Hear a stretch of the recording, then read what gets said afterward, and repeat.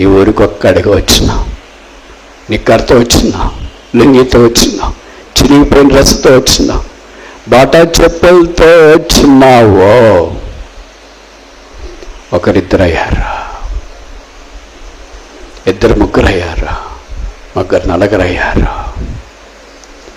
కుటుంబము ఇంతకుముందు పాకలో ఉన్నా, ఇప్పుడు బిల్డింగులు వచ్చినాయి. కింద అంతస్తు, పై అంతస్తు, పక్కన అంతస్తు.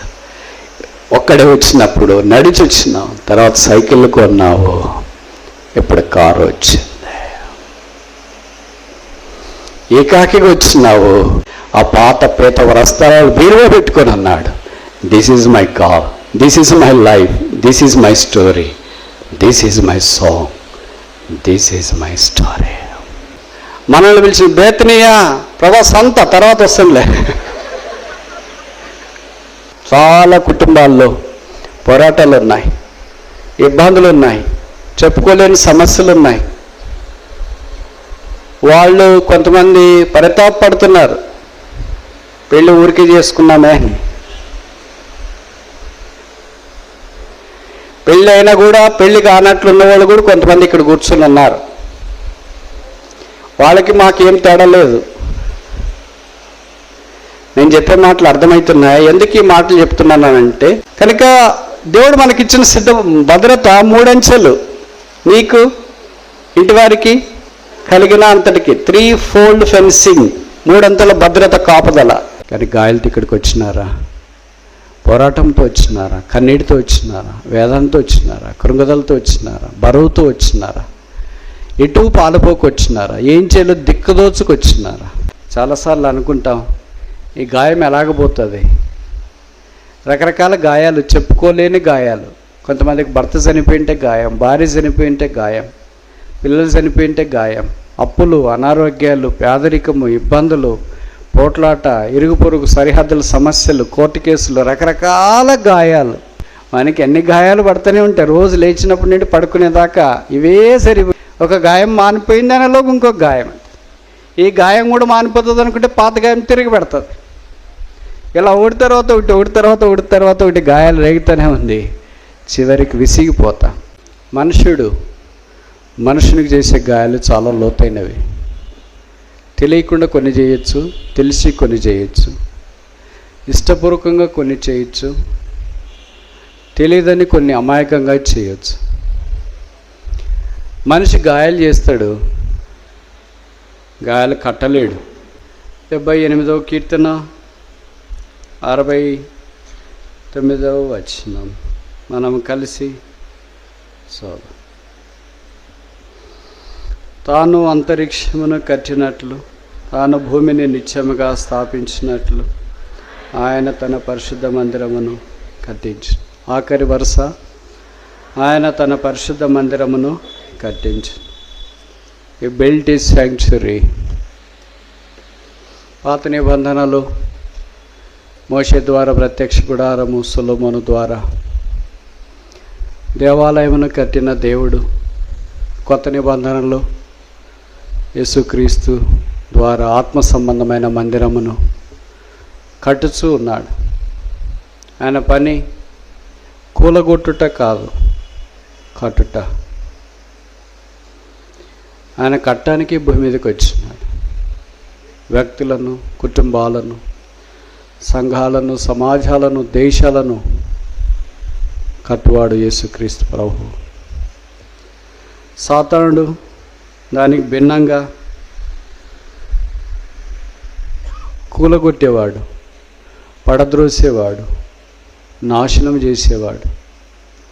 ఆ పడిపోయిన తర్వాత చాలా సంతోషించేవాడు. అదే ప్రభువు అందరినీ కట్ట సమర్థుడు. ఎటువంటి వారినైనా, ఎలాంటి పరిస్థితుల్లోనైనా. ఆయన తన మందిరాన్ని కడుతున్నాడంటే వ్యక్తులు కడితే కదా, కుటుంబాలు కట్టబడితే కదా. అప్పుడు దేవుని సంఘము కట్టబడితే ఆయన రాజ్యము కట్టబడుతుంది. అందుకే పరలోకంలో బైబిల్లో రాయబడింది, దేవుడు దేనికి శిల్పియో నిర్మాణకుడైనాడో పునాదులు గల ఆ పట్టణం కొరకు మనం ఎదురు చూస్తూ ఉన్నాం. ఆ పట్టణాన్ని ఆయన కడుతుండగా మనల్ని కూడా ఆయన కట్టేవాడు. ఆయన కట్టే సంగతులు బైబిల్లో కొన్ని గ్రంథస్థం చేయబడ్డాయి. నేను మీకు ఒక 5 విషయాలు గమనానికి తీసుకురావాలని కోరుతున్నాను. ఇవి మీకు పరిచయమైనవే, ఆయన మరలా జ్ఞాపకం చేసుకుందాం. కీర్తనలు మొదటిది 147 3వ వచనం. సామ్ 147 verse 3, 147వ కీర్తన 3వ వచనం. గుండె చెదిరిన వారిని ఆయన బాగు చేయవాడు, వారి గాయములు కట్టువాడు. పైన రాసినారు 2వ వచనం, యెహోవాయే యెరూషలేమును కట్టువాడు. కనుక మొదటిది, ఈ బిల్డ్స్ ద వూండ్స్, గాయాలు కట్టేవాడు.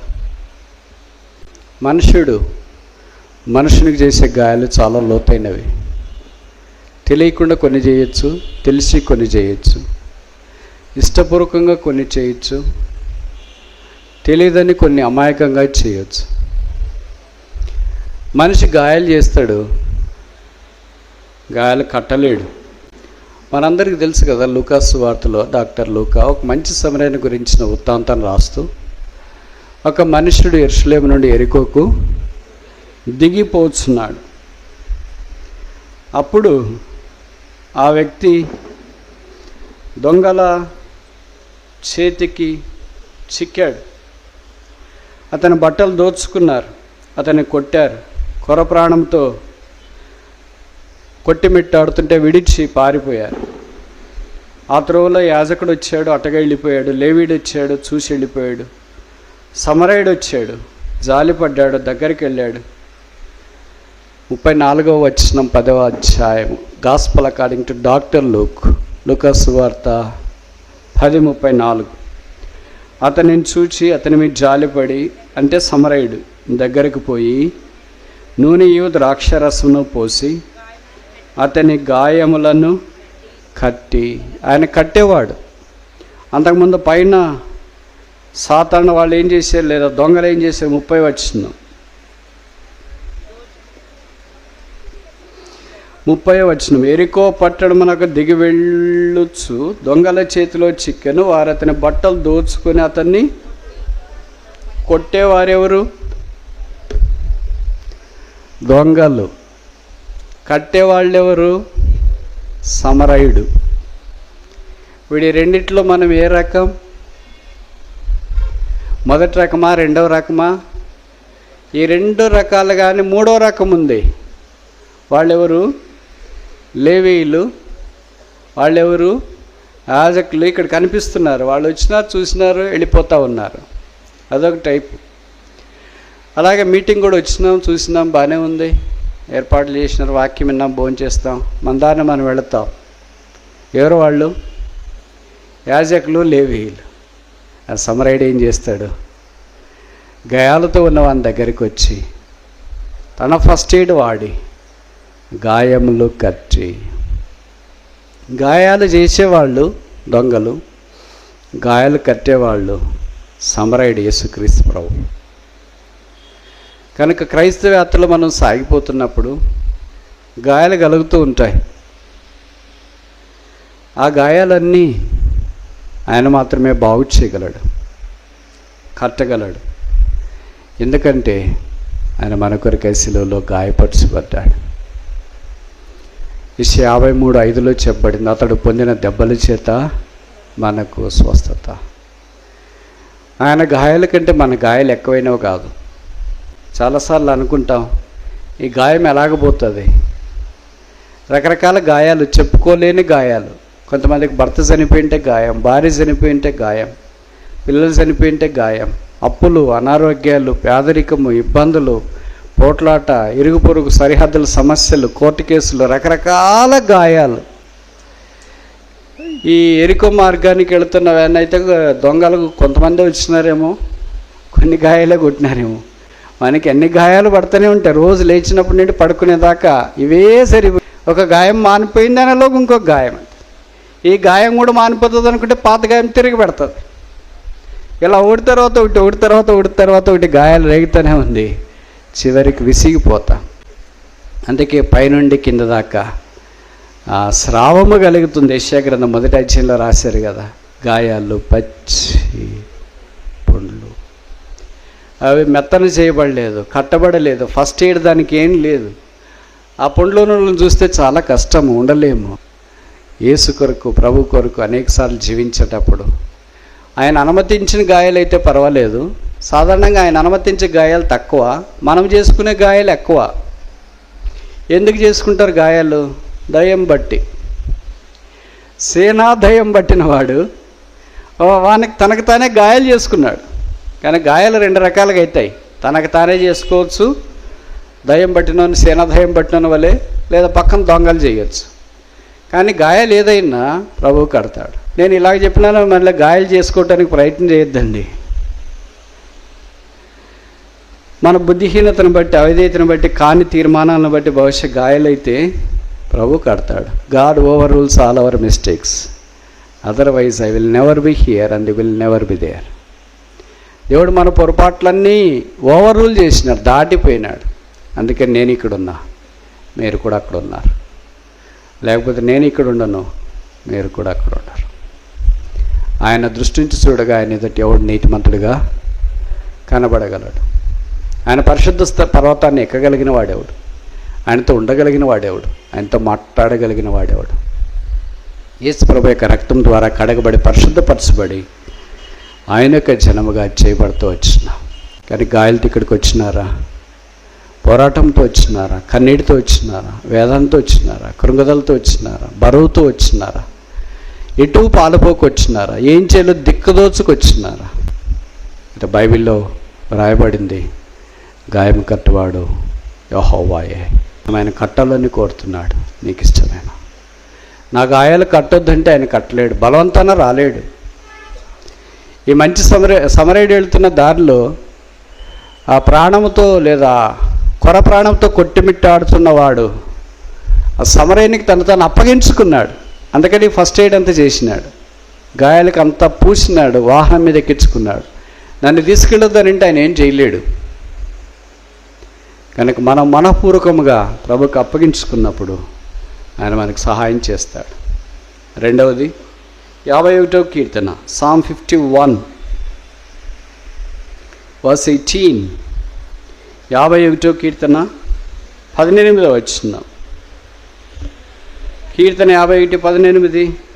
నీ కటాక్షము చొప్పున సియోనుకు మేలు చేయము, యెరూషలేము యొక్క గోడలను కట్టించు. Is the builder of the walls. ఆయన గోడలు కట్టించేవాడు. మనకు తెలుసు కదా, నెహెమ్యా ఆ గోడలను కట్టించడానికి షూషను కోటలో నుండి వచ్చినాడు. పరలోకపు నెహెమ్యా మన ఆత్మ సంబంధమైన గోడలు కట్టడానికి పరలోకము నుండి వచ్చినాడు. భౌతికమైన నెహెమ్యా అయితే దాదాపు 52 రోజుల్లో ఆ గోడలు కట్టాడు. వర సంబంధమైన నెహెమ్యా యేసుక్రీస్తు ఇంకా మనల్ని కడుతూనే ఉన్నాడు. ఎందుకంటే మనకు కలిగిన పాడైపోయిన గోడలు అంత తేలిగ్గా కట్టబడేవి కాదు. గోడలు ఏ జ్ఞాపకం చేస్తున్నాయి? 3 విషయాలు మనకు గోడలు జ్ఞాపకం చేస్తున్నాయని వాక్యంలో మనం అర్థం చేసుకోవచ్చు. ఉదాహరణకి ఎప్పుడైనా గోడ ఎవరిదైనా చూసినప్పుడు, ఉదాహరణకి ఏమంటారు, కాంపౌండ్ వాల్స్ ఆఫ్ జెరూసలేం. ఆ గోడలు చూసినప్పుడు ఇంత పెద్ద గోడ ఎలా కట్టారా అని అనుకుంటా. కొన్ని కొండలు చూస్తుంటాం, బురుజులు చూస్తుంటాం కదా, కోటలు. మనకి ఇప్పుడు ఇన్ని ప్రొక్లైనర్స్, తర్వాత ఏంటి జేసీబీలు అన్నీ ఉండి కట్టాలంటేనే ఒకవైపు కడుతుంటే ఒకవైపు పడిపోతుంటాయి. ఆ దినాల్లో మరి ఎలా కట్టారు? పెద్ద పెద్ద రాళ్ళు. అసలు అంత పైకి ఎలాగ తీసుకెళ్ళారో కూడా మనం ఊహించుకోలేవు. మైండ్ బ్లాక్ అవుతుంది. ఆలోచించి ఇంకెందుకు ఆలోచించడము, సర్దుకుందాం అనుకుంటా. అది తీసుకెళ్ళేది ఒక ఎత్తు. అప్పుడేం సిమెంట్ లేదు కనుక ఆ మోటార్తో దాన్ని కట్టడము, అవి ఎప్పటికీ చెక్క చెదరకుండా, జీరో మెయింటెనెన్స్. మన గోడలు మెయింటైన్ చేయాలంటే ఏం చేయాలా? మెయింటైన్ చేస్తూనే ఉంటాం. సంవత్సరం అది పూస్తాం, ఇది పూస్తాం, ఒకవైపు పూస్తుంటే ఒకవైపు పడిపోతుంటుంది. దానికి పూసిన నాభం లేడు, దిక్కు లేదు. కోటలు ఇప్పటికీ అలాగే కనిపిస్తూ ఉంటాయి. ఒక మనుషుడు కట్టింది అలాగుంటే దేవుడు కడితే ఇంకెలాగుంటుంది? Is a master builder. నైపుణ్యత కలిగిన శిల్పకారి. ఆయన కట్టగా పెళ్ళగించగలవాడెవడు? ఆయన నాటగా కూలద్రోయగలవాడెవడు? ఆయన సమస్తాన్ని బాగు చేయవాడు. Mark 7:37 ప్రకారం. ఇక్కడ గోడలు 3 చెప్తా, ఇప్పుడు టైం అయింది. మొదటిది టాక్స్ అబౌట్ ద స్టేటస్. అది మన స్థాయిని గుర్తు చేస్తుంది. ఎరికో గోడలు ఉన్నాయి కదా, చాలా పెద్దవి. బైబిల్ పండితులు అంటారా, గోడల మీద కింద కాదు 3 రథాలు ప్యారలల్గా వెళ్ళొచ్చు అంట, పక్కన పక్కన. రోడ్లను చూస్తుంటారు కదా, బండ్ల మీద పిల్లలు, ఇంజనీరింగ్ పిల్లలు ముగ్గురు ఎక్కువని పోతుంటారు ప్యారలల్గా, ఒకరికొకరు కాదు. అంత ప్యారలల్గా రథాలు వెళ్ళినా కూడా ఇంకా స్థలం ఉంటుందంట కాంపౌండ్ వాల్ మీద. అవి ఎరుక గోడలు, అంత బలమైనవి. కనుక ప్రభు ఆత్మ సంబంధమైన గోడలు మనకు స్టేటస్, స్థాయి. మనము దేవుని వారమని, యేసు వారమని, విశ్వాసులమని, నీతిమంతులమని. ఆ గోడలు కనపడట్లేదేమో, పడిపోయినాయి. వర్షం పడితే మొదటి ఏం పడిపోతుందంటే గోడలే పడిపోతాయి. కనుక మనకు కూడా ఆ గోడలు పడిపోతే ప్రభు కడతాడు. పడిపోయినాయని మనం గుర్తించాలి. పడిపోతే పోన్లేండి, పడిపోతే ఏమవుతాయి? గోడలు మీ కాంపౌండ్ వాళ్ళకి పడిపోతే ఏమవుతుంది? మీరు చూసింటారు కదా, మొదటిది వికారంగా కనిపిస్తుంది. చూసేవాళ్ళంతా అటు ఇటు దారముడు వేళ్ళు ఏమనుకుంటారు, వాళ్ళ గోడ పడిపోయింది, కట్టించుకోవచ్చు కదా. డబ్బులు లేవు, సామర్థ్యం లేదంటే లేని వాళ్ళు ఇల్లు ఎందుకు ఉండాలా? లోకల్ కాకలు ఎట్లయినా వాళ్ళు మాట్లాడతారు. కానీ ఖచ్చితంగా కట్టించుకోవాలి మొదటిది. ఒకవేళ అలాగే వదిలితే, ఇతరుల అవమానం పర్వాలేదులేని వదిలితే, రెండవది బయట ఉండేవి కూడా లోపలికి రావచ్చు. అవి దొంగలు రావచ్చు, కానీ జంతువులు లోపలికి రావచ్చు, ఏదైనా నష్టం జరగవచ్చు. ఇప్పుడు సాయితాడు ఎలాగొస్తున్నాడు? గర్జించి సింహం వలే వస్తున్నాడు. అది గేట్ వేసాం కదా, ఎక్కడి నుండి వస్తాడంటే గోడ పడిపోయింది కదా. కనుక పడిపోయిన గోడలో నుండి దూకేసి వస్తున్నాడు సైతానుడు. మనం ఏమనుకుంటాం, దూకడం ఇవన్నీ మీరు ఎందుకు కష్టపడతారు బ్రదర్? గోడ తెరిచింటాం ఎప్పుడైనా, గేటు కూడా తెరిచింటాం ఎప్పుడన్నా, లాక్ చేయం బ్రదర్. అందుకే సాతాను ప్రతి విషయంలో మనలో ప్రవేశిస్తున్నాడేమో. మొదట ప్రవేశిస్తాడు, తర్వాత పనిచేస్తాడు. మన ప్రవేశమే కలిగించకపోతే అడ్మిషన్ బార్డ్ అని బయట బోర్డు పెడితే ప్రవేశించలేడు, అప్పుడు పని చేయలేడు. మనం అలా కాదు, వితౌట్ పర్మిషన్ అడ్మిషన్ ఫ్రీ. అందుకని సాతానుడు మన గోడలను బహుశా పడగొట్టాడేమో. కనుక గోడలు మొదట స్టేటస్, స్థాయిని, అంతస్తును మన జ్ఞాపకం చేస్తూ ఉన్నాయి. రెండవది గోడలు సెపరేషన్, ప్రత్యేకతను జ్ఞాపకం చేస్తాయి. గోడ కడితే అర్థం ఏంటి? ఇక్కడ దాకా మా ఇల్లు, తర్వాత మాది కాదు. అవతలలో కూడా ఏమని అర్థము? అక్కడ దాకా మీది, మా దాంట్లోకి ఎంక్రోచ్ కావద్దు, చొచ్చుకొని రావద్దు, ప్రవేశించొద్దండి. ఈ సెపరేషన్, ఇది నాది, నాకు సంబంధించింది, ప్రత్యేకమైన జీవితం.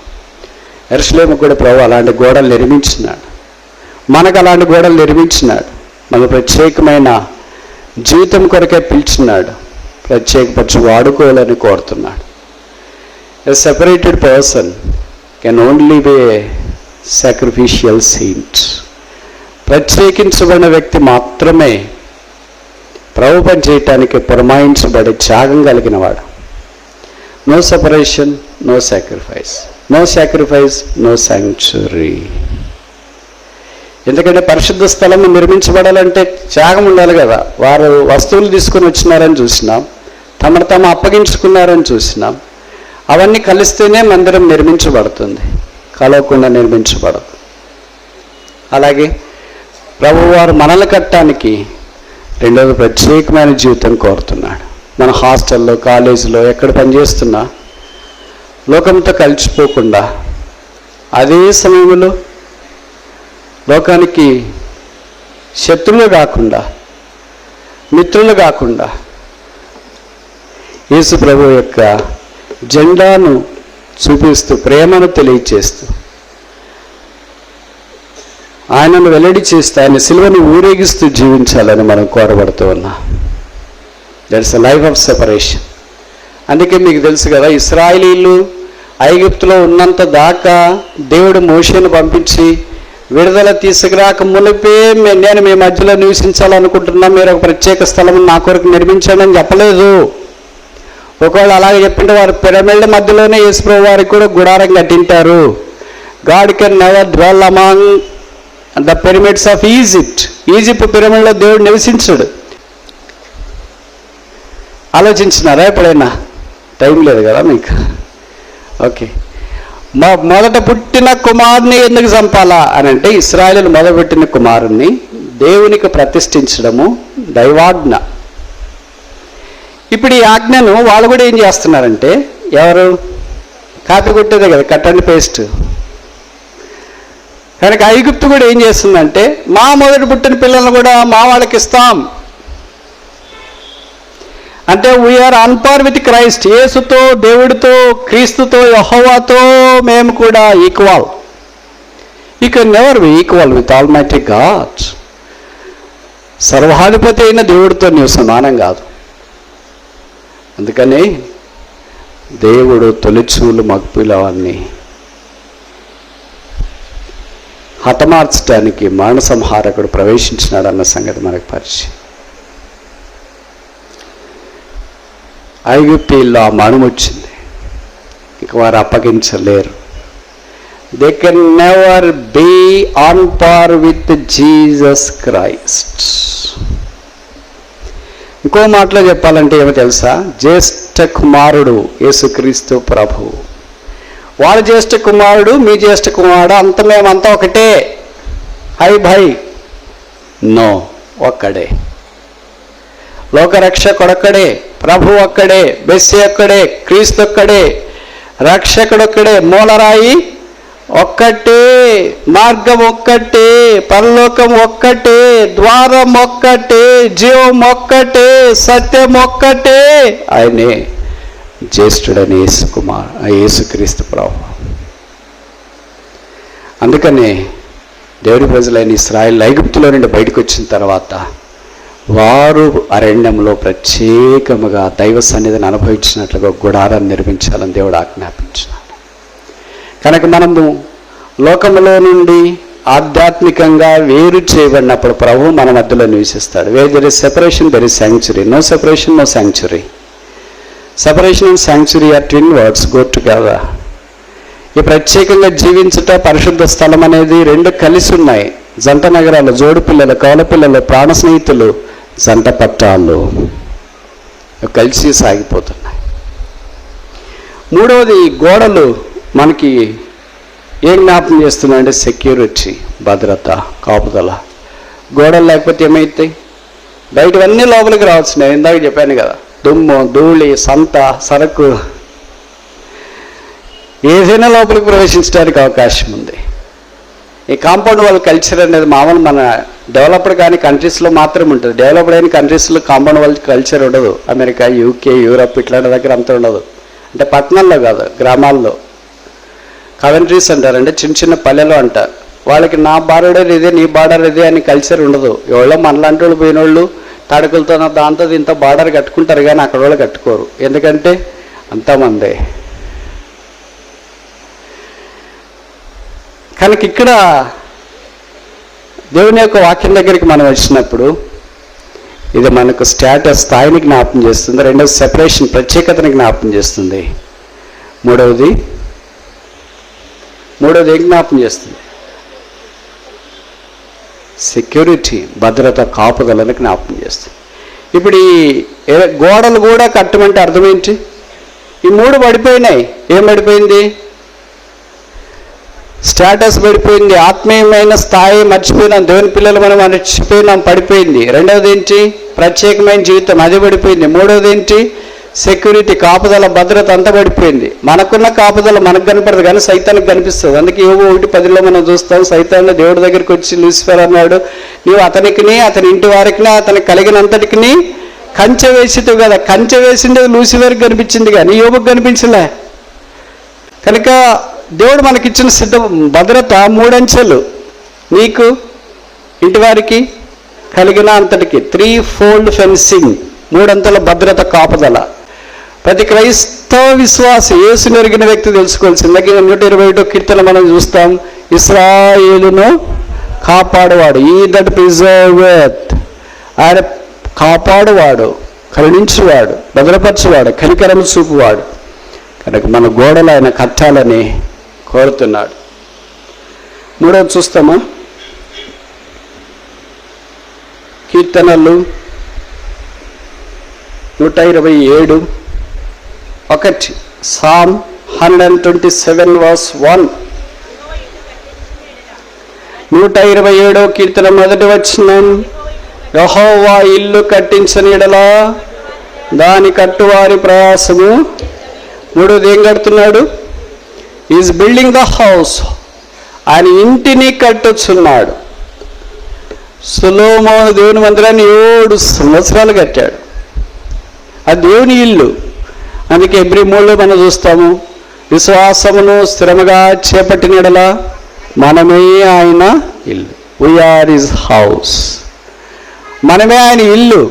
అందుకే యోహాను 14లో మనం చూస్తాం, ఈ తండ్రి ఇంట అనేక నివాసములు కలవు. ఈ భూ సంబంధమైన ఇల్లు కానీ దేవుని మందిరాలు కానీ ఇవన్నీ దినాన్ని మనం విడిచిపెడతాం. పర సంబంధమైన దైవిక ఇంటిలోనికి మనం వెళ్తాం. భూ సంబంధమైన ప్రత్యక్ష గుడారానికి కొలతలు, మ్యాగ్నిట్యూడ్, స్కేల్ ఉంది. అయితే కొత్త నిబంధనలో ఉన్న సంఘానికి స్కేల్ లేదు. ఎంతమంది ఉన్నారు తెలియదు. మన మందిరంలో అయితే ఎంతమంది అయినా మనం చెప్తాం, పక్కనైతే చెప్తాం. ప్రపంచమంతటా ఎంతమంది ఉన్నారు? No scale, no measurements.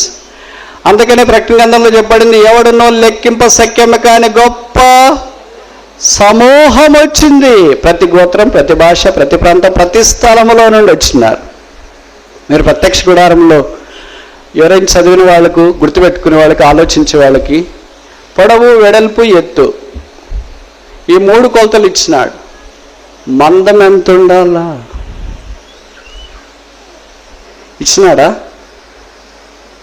ఇంత పొడవు ఉండాలా, ఇంత వెడల్పు ఉండాలా, ఇంత ఎత్తు ఉండాలా, సత్సౌకముగా ఉండాలా. థిక్నెస్ ఎందుకు లేదు? మందం ఎందుకు లేదు? ఎలాగో మనకు మందం ఉండదనే. ప్రభుది 3 డైమెన్షనల్ కాదు. కొత్త నిబంధనకు వచ్చిన తర్వాత 4 డైమెన్షనల్ లవ్. ఆయన ప్రేమ పొడవు, వెడల్పు, ఎత్తు, అది మనకు గ్రహింపు కాదు. 4 డైమెన్షనల్ లవ్. యేసు యొక్క ప్రేమ అంత ప్రముఖమైనది, అంత గొప్పది. అందుకే నూతన నిబంధనలో ఆ 4th డైమెన్షన్ మందము ఆ యేసుక్రీస్తు ప్రభువే. మనకు ఆయనకున్న సంబంధాన్ని బట్టి మనం ఎంత ఆధ్యాత్మికమైన మంద అంటే థిక్నెస్లోనికి వచ్చినాం, దైవత్వంలోనికి వచ్చినాం, దేవుని స్వరూపంలోనికి వచ్చినాం అనేది ఇట్స్ అ ఫ్లెక్సిబుల్. అది మార్చబడుతూ ఉంటుంది. ఇప్పుడు ఈ 3వ సందర్భంలో ఆయన ఇల్లు కట్టేవాడు. వ్యక్తిగతంగా, కుటుంబముగా ప్రభు మనల్ని కట్టాలని కోరుతున్నాడు. వ్యక్తులుగా కట్టబడకుండా కుటుంబాలుగా కట్టబడడం దుస్సాధ్యం. ఈ ఇల్లు అంటే నేను భౌతికమైన ఇంటిని గురించి మాట్లాడలేదు. దానికి మ్యాన్షన్కో వాళ్ళకోళ్ళు కాంట్రాక్ట్ ఇస్తే వాళ్ళు కట్టేస్తారు, అది గొప్ప సంగతి కాదు. అయితే భార్య, భర్త, పిల్లలకు కుటుంబాన్ని కట్టడం అనేది వీలు కాదు, చేత కాదు. ప్రభు మాత్రమే కట్టగలడు. సొలొమోను మందిరాన్ని కడితే, లేదా దేవుని ఇంటిని కడితే, యేసుక్రీస్తు ప్రభు సొలొమోను కంటే గొప్పవాడు. మనల్ని కట్టాలని కోరుతున్నాడు. చాలా కుటుంబాల్లో పోరాటాలు ఉన్నాయి, ఇబ్బందులు ఉన్నాయి, చెప్పుకోలేని సమస్యలు ఉన్నాయి. వాళ్ళు కొంతమంది పరితాపడుతున్నారు, పెళ్ళి ఊరికే చేసుకున్నామే అని. పెళ్ళి అయినా కూడా పెళ్ళి కానట్లున్న వాళ్ళు కూడా కొంతమంది ఇక్కడ కూర్చుని ఉన్నారు. వాళ్ళకి మాకేం తేడా లేదు. నేను చెప్పే మాటలు అర్థమవుతున్నాయి. ఎందుకు ఈ మాటలు చెప్తున్నానంటే, దేవుడు ఒక వివాహ వ్యవస్థను ఏర్పాటు చేసి కుటుంబంగా సిద్ధపరిచినప్పుడు భార్య, భర్త, పిల్లలు కలిసి దైవకమైన కుటుంబముగా ఎదగాలని దేవుని ఉద్దేశం. అందుకనే యెహోషువ అదే ప్రార్థన చేసినాడు కదా. యెహోషువ 25:15 మనం చూస్తాం. 24:15 as for me and my house will serve the lord. నేనును నా ఇంటి వారును యెహోవాను సేవించదము. యెహోషువ లాంటి గొప్ప వ్యక్తి దేవుని ప్రజలందరితో కలిసి వారందరినీ క్రీస్తు దగ్గరికి లేదా యెహోవా దగ్గరికి సమకూర్చడానికి మునుపుగా తన కుటుంబం అంతా దైవ సన్నిధిలో కనపడాలని 24:15 మనం చూస్తాం. నేనును నా ఇంటి వారును యెహోవానే సేవిస్తాం. దాదాపు ప్రతి ఇంట్లో ఈ వాక్యము తగిలించుకొని ఉంటారు, కానీ ఒంట్లో మాత్రం ఇది పనిచేయదు. దాదాపు ప్రతి ఇంట్లో ఈ వాక్యం తగిలించుకొని ఉంటారు. మంచిది. తగిలించినదంటే అర్థం ఏంటి? మేమందరం అలాగ ఉండాలని ఆశ ఉంది, కానీ ఉండలేకపోతున్నాం. ఎందుకు ఉండలేకపోతున్నారు? భర్త మీద భార్య, భార్య మీద భర్త, తల్లిదండ్రుల మీద పిల్లలు, పిల్లల మీద తల్లిదండ్రులు. ఇంకెంత తక్కువ చెప్తే అంత మంచిది. కుటుంబాన్ని గురించి పిచ్చి పెట్టిపోతుంది. చెప్పేవాళ్ళకి కాదు, వినేవాళ్ళకి కూడా. చెప్పేవాళ్ళకి అలాగుంటే ఆ పరిస్థితి గుండా, ఆ తుఫాను గుండా, ఇబ్బంది గుండా, కులిమి గుండా, ఆ బాధల గుండా, వేదన గుండా వెళ్ళే వాళ్ళకి ఇంకెంత. వాళ్ళు ఏమైనా క్రైస్తవేతరులు అంటే కాదు, క్రైస్తవులే, మందిరానికి వచ్చేవాళ్ళే, సేవకులే, బోధకులే, కాపర్లే, ఉపదేశకులే, సండే క్లాస్ టీచర్సే, విశ్వాసులే, ప్రార్థన చేసేవాళ్ళే, సువార్తకి వెళ్ళేవాళ్ళే. చెప్పలేమో. కానీ కుటుంబానికి వచ్చేటప్పటికి ఎవరికి వాళ్ళకి పార్టీషన్. ఇది నా ఇల్లు, రూము, ఇక్కడికి రావద్దు. ఇది నా రూము, ఇక్కడికి రావద్దు. నా పెన్ను తీసుకోవద్దు, నా వాచ్ తీసుకోవద్దు, నా ఫోను తీసుకోవద్దు, నా బైబిల్ తీసుకోవద్దు. ఏది don't touch me, don't talk me. ఇది ఫ్యామిలీనా? ఇది కుటుంబమా? చెప్పరేంటని అవుతున్నారు.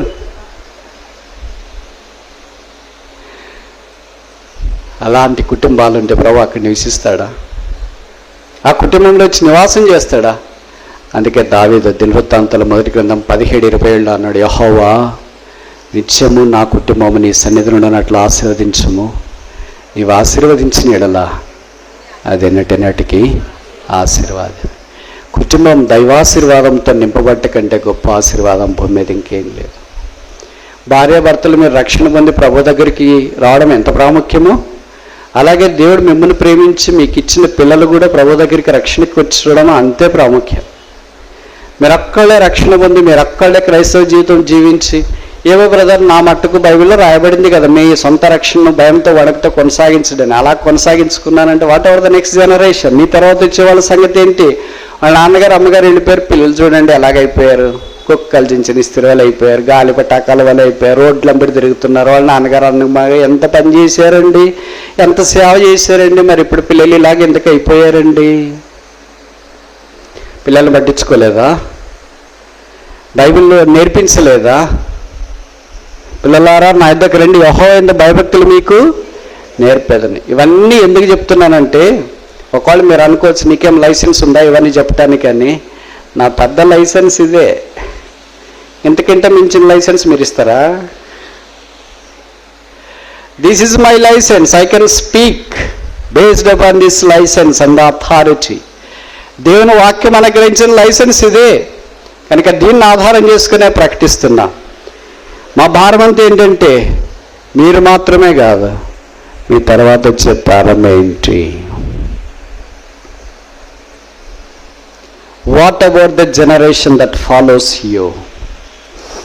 కొంతమందిని మేము చూసినాం అలాంటి వారిని. తల్లిదండ్రులు ఎంత నమ్మకంగా దేవుణ్ణి సేవించినారు, ఎంత ప్రభు దగ్గరికి వచ్చినారు, చెమట కార్చినారు, కన్నీరు కార్చినారు, ప్రభు పాదాలు పట్టుకుంటూ వచ్చినారు. పిల్లలు రాలేకపోయారు, వాళ్ళు లోకాన్ని ఇచ్చిపెట్టి వెళ్ళిపోయారు. ఇప్పుడు పిల్లలు చెదిరిపోయారు. తల్లిదండ్రులు భక్తి ఏమైంది, ప్రార్థనలు ఏమైనాయి, కన్నీరు ఏమైంది, వేదన ఏమైంది? చెదిరిపోయి లోకంలో గెలిచిపోయినారని కాదు, తల్లిదండ్రుల తర్వాత ఆ బాధ్యత తీసుకోవటానికి సంఘంలో వారి స్థానాలు ఖాళీగా ఉన్నా కూడా నింపేవాళ్ళు లేరు. నీవు వచ్చి సంఘంలో ప్రార్థన చేస్తున్నావు, ఇప్పుడు నువ్వు లేవనుకో, ఆ ప్రార్థన చేసే స్థలం ఖాళీ.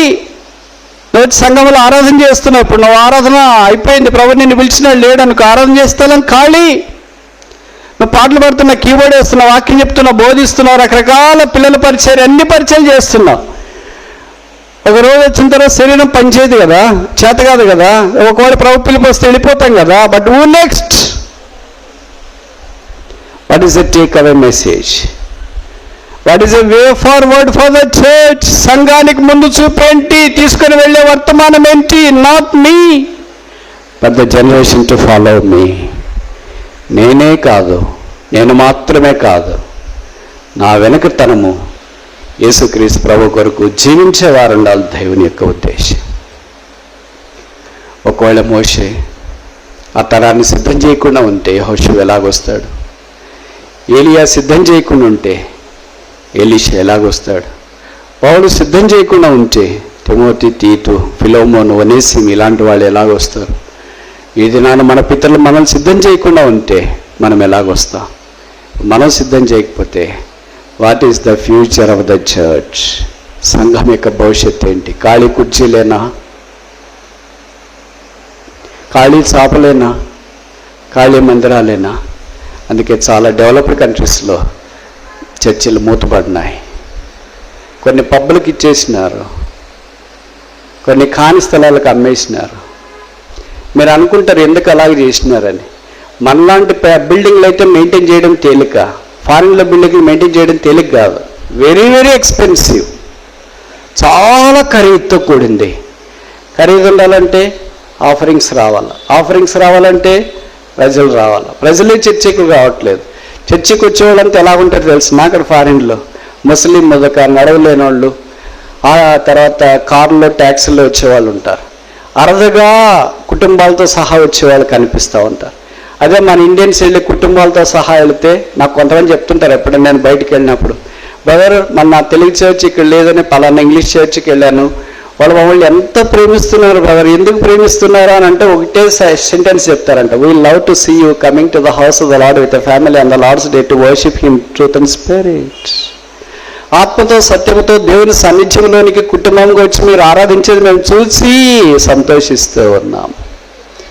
God is on the lookout for such families. కుటుంబాలుగా తల్లిదండ్రులు పిల్లలు దేవుని మందిరానికి పరుగులు తీస్తూ యెరూషలేమా మా పాదములు నీ గుమ్మం దగ్గర నిలబడ్డాయని చెప్పగలిగే వాళ్ళు ఉంటే ఎంతో బాగుండ్రు.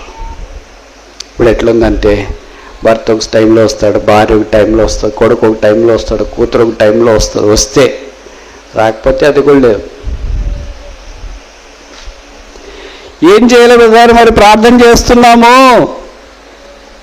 అబ్రహాం ఇంకా యెహోవా సన్నిధిలో ప్రార్థన చేయించున్నాను. యెహోవా సన్నిధిలో ఉన్నంత దాకా సొదొమ గొమొర్రాకు భద్రత కాపుదల ఉంది. యెహోవా సన్నిధి లేకపోతే ఇంకా భద్రత కాపుదల లేదు. కనుక ఇప్పటిదాకా మనం 3 చూస్తున్నా. మొదటిది బిల్డ్స్ ద వూండ్స్, గాయాలు కడతాడు. రెండవది బిల్డ్స్ ద వాల్స్, గోడలు కడతాడు. మూడవది బిల్డ్స్ ద హౌసెస్, ఆయన ఇంటిని కడుతున్నాడు. ఆ శిలువ దగ్గరికి వచ్చి మనల్ని మనమే ప్రభువుకు అప్పగించుకోవటానికి ప్రయత్నం చేస్తున్నాం. దేవుడు ఒక్కరిని ఇద్దరిని చేసినాడు, ఇద్దరిని ముగ్గురిని చేసినాడు, ముగ్గురు నలుగురిని చేసినాడు. దేవుని యొక్క ఆశీర్వాదమే ఇది. లేకపోతే ఇది నాన్న మనం ఇక్కడ ఉండలేము. ఒక చిన్న కథ చెప్పి నేను ముగించిన. అదొక ఊరు. ఆ ఊరికి ఒక పెద్ద దేశాన్ని ఒక రాజు పరిపాలన చేస్తున్నాడు. రాజు ప్రతిరోజు మారవేషంలో దేశంలో ప్రజలు ఎలాగున్నారో చూడటానికి బయటికి వెళ్ళడం ఆనవాయితీ. ఓ దినాన అలాగ వీధుల్లో బయటికి వెళ్తుంటే ఉదయకాలం ఇంకా మంచు కురుస్తూనే ఉంది. ఆయనకి ఇంకా తెల్లగా అటు ఇటు మసకగా కనిపిస్తుంది వీధులు. ఒక స్థలానికి వెళ్ళాడు. అక్కడ ఒక భిక్షం వెతుక్కునేవాడు ఉన్నాడు. చినిగిపోయిన గుడ్డలు, చినిగిపోయిన చెప్పులు, అలాగే ఒక పాత్ర. భిక్షం అడుక్కునేది. అయ్యా భిక్షం వేయండి అన్నాడు. నువ్వు ఇక్కడే ఉంటావా అంటే ఉంటాను అన్నాడు. సరే రాజు వెళ్ళిపోయాడు. ఊరంతా తిరగగలిగిందంతా తిరిగాడు. తిరిగి ఉదయకాలం దాదాపు 9 ఆ ప్రాంతంలో అంతఃపురానికి వెళుతూ అదే మార్గం దగ్గరికి వచ్చినాడు. ఆ భిక్షగాడు అక్కడే కనిపించినాడు. అయ్యా భిక్షం వేయండి అన్నాడు. నేను వెళ్ళేటప్పుడు నువ్వే నన్ను భిక్షం అడిగింది అని. అవునండి నేనే మిమ్మల్ని భిక్షం అడిగింది. మరి భిక్షం వేయొచ్చు కదా అంటే భిక్షం వేయను నాతో పాటు వచ్చేయి అన్నాడు. ఆయనతో పాటు ఎలాగ పోవాలో ఎక్కడికి వెళ్ళాలో ఎవరూ తెలియదు. కానీ భిక్షగాడు ఆయన ఏదో చెప్పాడు కదా పెద్ద ఆయన వెంబడించినాడు. ఆయన అలాగ వెళుతూ ఉంటే అంతఃపురం వచ్చింది. అంతఃపురం సెక్యూరిటీ అంతా గేట్లు ఓపెన్ చేసినారు. ఆ రాజు రాజుని తెలియదు కదా, ఆయన లోపలికి వెళ్ళాడు. ఆయనతో పాటు ఈ భిక్షగాడు వెళ్తుంటే సెక్యూరిటీ ఆపినారు. నువ్వు ఎక్కడికి వెళ్తున్నావు? ఆయన ముందు పోయాను రమ్మన్నాడండి. రమ్మన్నాడా? రాజుగారి దగ్గరికి వచ్చినారు. చిత్త మహాప్రభు వెనక వచ్చేవారిని మీరు ఆజ్ఞాపించినారా? ఎస్ ఆజ్ఞాపించినాను. పంపించండి లోపలికి. ప్రవేశింపజేసినారు. అలాగ లోపలికి వెళ్తున్నారు. ఫస్ట్ ఎంట్రన్స్ అయిపోతే అన్నీ కదా, మనం ట్రాఫిక్లో ఉంటాం. మొదట గ్రీన్ పడిందంటే వరుస గ్రీనే పడుతుంది. ఇంకా మొదటి రెడ్ పడితే చివరి దాకా రెడ్డే పడుతుంది. నేను గ్రీన్ పడింది అలాగా లోపలికి వెళ్ళాడు. రాజు అంతఃపురంలో దగ్గర కూర్చోబెట్టాడు. రాజు వెళ్ళి ఫ్రెష్ అయ్యి స్నానం చేసి అంతా రెడీగా వచ్చినాడు రాజవస్త్రాలతో. ఈ భిక్షగాడు చూసి భయపడి బొండలెత్తిపోయినాడు. ఈయన రాజు నాకు తెలియదు, లేకపోతే భిక్ష వద్దు ఏమొద్దు, వెళ్ళిపోయింది ఏదో బతకదేవుడా అని బతుకుతుంటేనే ఇప్పుడేంటి నా ప్రాణం ఈయన చేతిలో పడిపోయింది. ఎట్లాంటి పొరపాటు చేసినాను జీవితంలో, ఉదయాన్నే పొరపాటు చేసినాను. ఉదయం నేను చేసేదే పొరపాట్లు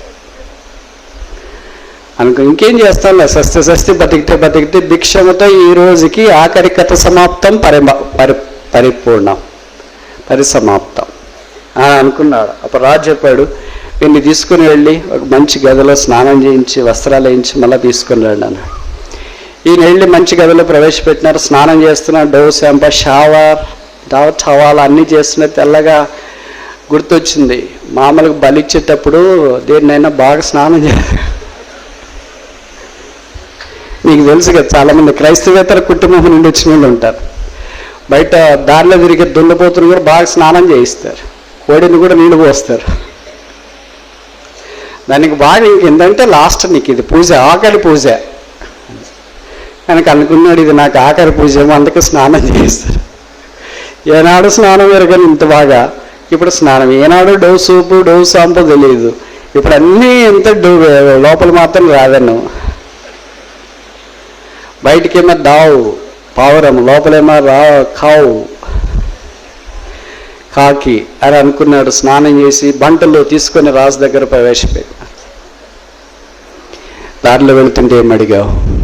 భిక్షం. మరి భిక్షం ఎలా ఇప్పుడు ఇక్కడ ఉంటావా? రాజుతో మనం ఫ్రీడంగా చెప్పడానికి లేదు. భిక్షం ఏంటి వెళ్ళిపోతా, పంపేయండి వెళ్తా అటు చెప్పడానికి లేదు. రాజుకి ఏమని చెప్పాలి ఎప్పుడు? చిత్తం మహాప్రభు. అందుకే అబ్రహాం లాంగ్వేజ్ ఇది. అబ్రహామా, ఏం ప్రభు రమ్మంటావా? మనమైతే బహుశా అలాగంటాం, అబ్రహాం అలాగా చిత్తం ప్రభు. మోషే చిత్తం ప్రభు. దావీదు చిత్తం ప్రభు. మనల్ని పిలిచిన బేతనీయ ప్రభా సంత తర్వాత వస్తుందిలే. చాలా పనులు ఉన్నాయి, మధ్య సంత రోజే పిలుస్తున్నావేంటి నువ్వు? భక్తులకి మనకుండే తేడా గమనించినారా? కనుక ఈ యవనస్తుడు అలాగన్నాడు, ఆయనతో భిక్షగాడు అలాగన్నాడు, చిత్తం మహాప్రభు. సరే, నువ్వు ఇప్పటి నుండి భిక్షం అడుక్కోవద్దు, నా సంస్థానంలోనే ఆర్థిక మంత్రి, నా సంస్థాన ఖజానానికి నీవే అధిపతి. ఎవడక్కడ? చిత్తం మహాప్రభు. సైనికులు లోపలికి ప్రవేశించిన ఖజానా తాళపు చెవులు ఈ వ్యక్తి చేతిలో పెట్టండి. ఖజానా తాళపు చెవులు తీసుకున్నాడు. ఖజానా ఎక్కడుందో తెలియదు, ఎంత ఉందో తెలియదు, లెక్కించడం మాత్రం వచ్చు, ఎందుకంటే మనం ప్రొఫెషనల్ లెక్క పెట్టేవాడు కదా. కనుక వెళ్ళాడు, ఖజానా చూసినాడు, కళ్ళు బయటకు కమ్మినాయి. ఎప్పుడు చిల్లర చూసేవాడు నోట్లు చూసేటప్పటికే ఆశ్చర్యం కలిగింది. ఏం చేయబోతున్నాడు ఏమో, భయంతో వణుకుతో మొత్తానికి ఆ ఖజానా భద్రపరిచేది అలవాటు చేసుకున్నాడు. రోజులు, వారాలు, నెలలు గడిచిపోయినాయి.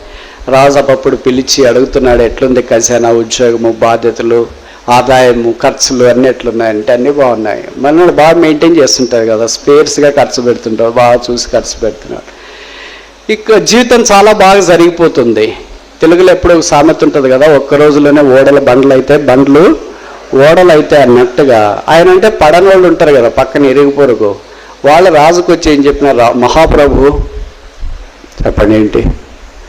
మీరు మొన్న ఒకరిని భిక్షగాన్ని తీసుకుని వచ్చి స్నానం చేయించి ఆర్థిక మంత్రి చేసి ఖజానా మీద అధికారం తాళపు చేయించి ఇప్పుడు ఏం జరుగుతుందో తెలుసా? చెప్పండి. ఏం లేదండి, వాడు ఖజానా అంతా చూడడమే కాకుండా మిమ్మల్ని చంపి రాజ్యాన్ని వశపరుచుకోవాలని పన్నాగం పన్నుతున్నాడు.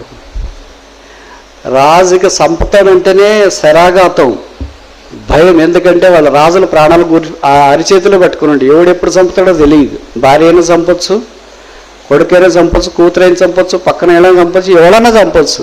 అది రాజుల డైనాసిటీలో ఒక పార్ట్, లైఫ్లో ఒక పార్ట్. కనుక చంపుతాడని వాళ్ళకి చాలా బాధేసి, నిజమా భిక్షగాన్ని నేను తీసుకుని వచ్చి ఆర్థిక మంత్రి చేసి ఇంత గొప్పవాడిని చేస్తే నన్ను చంపడానికి ప్రయత్నం చేస్తున్నాడా? మీకు ఎలాగ తెలుసు అంటే, రోజు ఆయన ఆఫీస్ దగ్గరికి వెళ్తున్నాడు, బీరో అల్మారా తెరుస్తున్నాడు, దాంట్లో చూస్తున్నాడు, దాంట్లో కత్తి కటారము అది ఇది అన్నీ పెట్టేస్తున్నాడు, బాంబులు కూడా పెట్టినట్టున్నాడు. అందుకే రోజు చూసేస్తున్నాడు. బహుశా రెక్కి చేస్తున్నాడేమో అని మాకు అనిపిస్తుంది, ట్రయల్ చేస్తున్నాడేమో అని మాకు అనిపిస్తుంది. రాజు ఉగ్రుడైపోయాడు. మీకు తెలుసు కదా రాజాగ్రహము నెబుకద్నెజర్కి ఎలాగొచ్చింది, అలాగే హేరోదుకి ఎలాగొచ్చింది. మత్తయి సువార్తలో హేరోదు అంటాడు కదా, ఆ జ్ఞానులు తన మోసపుచ్చరని ఆగ్రహించి ఆగ్రహోద్రుడైపోయాడు. పిలిచినాడు, ప్రవేశపెట్టినాడు. ఆర్థిక మంత్రి, చిత్తం మహాప్రభు, నీకు మానశిక్ష విధించాలనుకుంటున్నాను. హతసుడయ్యాడు. షాక్. నాకెందుకు మానశిక్ష? నువ్వు చేసే పని సరిగా లేదు. ఏంటి? ఏం తప్పు చేశా? నన్ను చంపటానికి నువ్వు కుట్ర చేస్తున్నావు, రెక్కి చేస్తున్నాను విన్నాను.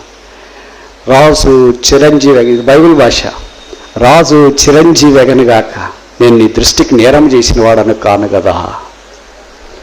పక్కన వాళ్ళంతా నువ్వు అలాగే చేస్తున్నావు అని చెప్పారు. రాజా, నేను నీకు నమ్మకమైన నీ ఒప్పు తినే పరిచారకుణ్ణి, నేను మీకు నేరం చేయటం అసంభవం. నేను మీ దృష్టికి నేరం చేసిన నాడే అది రెండంతలుగా నా మీదకు వచ్చునగాక. రాజు అన్నాడు, మరి రోజు లోపలికి వెళ్ళి ఏదో బీరువా తెలిసి చూస్తున్నావు అంటనే, చూస్తున్నాను మహాప్రభు. ఏంటది? మీకు చెప్పకూడదు రాజా. రాజుకు అనుమానం బలపడింది. అందుకనే ఆ రూమ్ తాళపు చెవులు, ఆఫీస్ తాళపు చెవులు ఇవ్వు. రాజా, దయచేసి మీరు ఏమైనా అడగండి, నా ప్రాణమైనా అడగండి, తాళపు చెవులు మీకు ఇయ్యను. రాజుకు అనుమానం ఇంకా బలపడింది. ఇస్తావా సస్తావా? సైనికులారా, చిత్తం మహాప్రభు, వాంతో తాళాలు తీసుకోండి. తాళాలు తీసుకున్నారు, వెళ్ళి తలుపులు తీసినారు, అన్నీ చూసినారు. ఒక్క చిన్న కత్తి బ్లేడ్ కూడా కనిపించలేదు. ఆఫీస్ అంతా ఎతికినారు, అకౌంట్లన్నీ చెక్ చేసినారు, అన్నీ బాగున్నాయి. రాజు పనివారు ఆయన దగ్గరికి వచ్చినారు. నువ్వు నన్ను చంపటానికి రెక్క చేస్తున్నావని విన్నాను, కానీ అలాంటి వస్తువులు నీ ఆఫీసులో ఏం కనిపించలేదు, తాళపు చెవులు ఎందుకు ఇవ్వలేదు, నువ్వు రోజు పోయి చూసేదేంటి? అప్పుడు ఈ భిక్షగాడిలాగన్నాడు, రాజు చిరంజీవి అగనగాక, రాజా, నువ్వు నన్ను పిలిచిన దినాన నా దుస్థితి ఏమో నాకు తెలియజేయట కొరకే ఒక చిన్న షోకేస్ లాంటిది నా బీరువాలో అమర్చుకున్నాను. నేను వచ్చి చూడొచ్చా? రాజా, మీరు చూడకుందరుగాక, లేదా నేను చూస్తా. రాజు మాట విన్నాడు. భిక్షగాడు తీసుకెళ్ళాడు, అల్మరా తెచ్చినాడు, చూపించినాడు. రాజు షాక్ అయ్యాడు. ఏంటిది? ఇది చినిగిపోయిన నా చొక్కా హ్యాంగర్కి వేసాను. మీరు నన్ను పిలిచిన రోజు ఈ చొక్కా చినిగిపోయింది, మురికితో ఉంది, కంపుతో ఉంది, ఇది ఇక్కడ ఎలాడుతుంది. నా టవల్ చినిగిపోయింది, మురికితో ఉంది, ఈ టవల్కి ఒక హ్యాంగర్ వేసినాను. నా నిక్కరు, నా లుంగి చినిగిపోయి కంపు వేలాడదీయబడింది, అదొక హ్యాంగర్కి వేలాడదీసినాను. చివరికి నా చెప్పులు చినిగిపోయి తెగిపోయి రంగులు మారింటే అవి కూడా ఒక హ్యాంగర్కి తగిలించినాను. చివరికి నేను భిక్షాందేహి అని అడుక్కునే పాత్ర బూజు బట్టి, కంపు బట్టి, మైలు పట్టిపోతుంటే అది కూడా హ్యాంగర్కి తగిలించినాను. ఎందుకు ఇలాగ చేసావు? రాజా, నువ్వు నన్ను పిలిచిన పిలుపు నేను మర్చిపోకూడదని ప్రతిరోజు ఈ బీరువా దగ్గరికి వచ్చి నన్ను నేను చూసుకుంటున్నాను. నీకు హాని కలగట దూరం అవనగాక. ఇదే అపనమ్మకం అయితే నా ప్రాణాన్ని మీరు తీయవచ్చు. రాజు కళ్ళల్లో నీళ్లు సుడలు తిరిగినాయి. ఎవడక్కడా? చిత్తం మహాప్రభు అని బయలుదేరి వచ్చినారు. ఎవరైతే నేరం మోపినారో వారందరినీ పిలిచి ఖడ్గమ చేత హతము చేయించినాడు. ఇప్పుడు ఈ ప్రధానమంత్రిని మన్నించండి, ఆర్థిక మంత్రిని రాజు తర్వాత ప్రధానమంత్రిగా నియమించినారు. నా తర్వాత నీవే రాజు, నీవే రాజు, నీవే రాజు. నా ఇంటిలో జరిగే తప్ప దేశమంతటా నీ ఆజ్ఞ లేకుండా ఏమీ జరగకూడదు. అప్పుడు ఈ భిక్షగాడు కాదు, ఇప్పుడు ప్రధానమంత్రి, రాజా, నీ దృష్టికి నేను నేరం చేసిన వాడని కాదు కదా. అప్పుడు రాజు మహాసమాజాన్ని సమావేశపరిచి చెప్పిన సంగతి ఏమనగా, ఈ ప్రధానమంత్రిని నేను భిక్షం ఎత్తుక్కునేటప్పుడు దారిలో కలిశాను. నేను పిలిచినాను. పిలిచిన తర్వాత సిద్ధం చేసి ఇక్కడ ఉద్యోగం ఇచ్చినాను. తర్వాత అంతా ఇంత గొప్పవాడయ్యాడు. ఆ సేపర్లు నాకు ఈ భిక్షగాడు కీడు చేస్తున్నారని నాకు చెప్పినారు. నేను అవమానపడ్డాను, అనుమానపడ్డాను. వెళ్ళి చూశాను, నా కళ్ళు బయర్లు గమ్మినాయి, కళ్ళల్లో నీళ్ళు సుడుల వలె తిరిగినాయి. ఏంటా అని చూస్తుంటే తన పిలిచిన పిలుపు దినాన్ని, స్థితిని మరిచిపోకూడదని ఆ పాత పేత వస్త్రాలు బీరువా పెట్టుకొని అన్నాడు, this is my call, this is my life, this is my story, this is my song, this is my story. ఇదే నా జీవితం, ఇదే నా కథ, ఇదే నా అనుభవం. కథ కట్ చేస్తామా? మనం కూడా ఆత్మీయంగా దివాళా తీసి దిక్కుమాలి నిరీక్షణ లేకుండా అటు ఇటు తిరుగుతున్నప్పుడు యేసు ప్రభు యొక్క పిలుపు మన దగ్గరికి వచ్చింది. ఫాలో మీ, నన్ను వెంబడించలేను.